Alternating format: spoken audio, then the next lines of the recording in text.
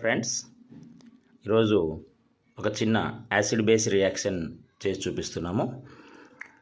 ఆమ్లాలు కార్బోనేట్స్ లేదా బైకార్బోనేట్స్తో చర్య జరిపించినప్పుడు కార్బన్ డయాక్సైడ్ వాయువును విడుదల చేస్తాయి అనేది ఆమ్లాల యొక్క ఒక ధర్మం. సో దీంట్లో భాగంగా మన ఇంట్లో వంట రూమ్లో దొరికేటటువంటి ఆమ్ల క్షారంతో ఒక చర్య చేయబోతున్నాం.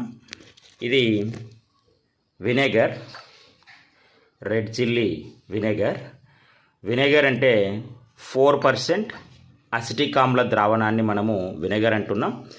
ఈ వినేగర్ని ఫ్రైడ్ రైస్, నూడిల్స్, గోబీ వంటి వాటిలో రుచి కొరకు వాడుతూ ఉంటారు. ఇది బేకింగ్ సోడా, వంట సోడా, మనము వాడుక భాషలో సోలా పొడి అని పిలుస్తున్నాం. దీని రసాయనిక నామము సోడియం బైకార్బోనేట్. సో వినెగర్లో ఉన్నటువంటి అసిటిక్ యాసిడ్ ఆమ్లంగాను, సోడియం బైకార్బోనేట్ క్షారంగాను పనిచేస్తుంది. సో ఈ వినెగర్ని సోడియం బైకార్బోనేట్తో చర్య జరిపిస్తే కార్బన్ డయాక్సైడ్ అనే వాయువు విడుదలవుతుంది. దీని కొరకు ఒక బాటిల్లో వినెగర్ తీసుకున్నాను. ఆ బెలూన్లో సోడియం బైకార్బోనేట్ని తీసుకున్నాము. సో ఈ రెండింటిని రియాక్ట్ చేయబోతున్నా.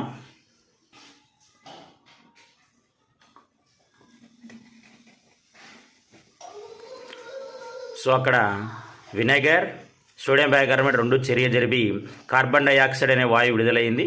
ఆ కార్బన్ డయాక్సైడ్ అనే వాయువు బెలూన్లోకి వెళ్ళడం ద్వారా బెలూన్ యొక్క పరిమాణం పెరుగుతుంది. చూడండి,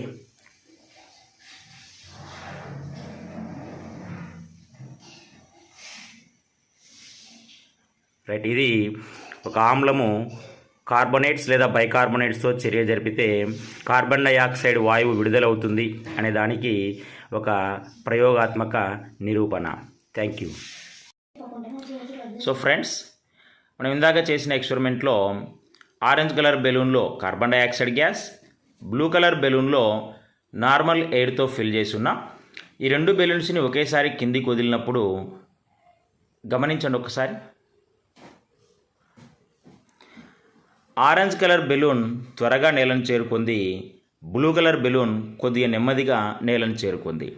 ఎందుకంటే కార్బన్ డయాక్సైడ్ వాయువు యొక్క సాంద్రత సాధారణ గాలి సాంద్రత కన్నా ఎక్కువగా ఉంటుంది కాబట్టి అది త్వరగా నేలను చేరుకుంది.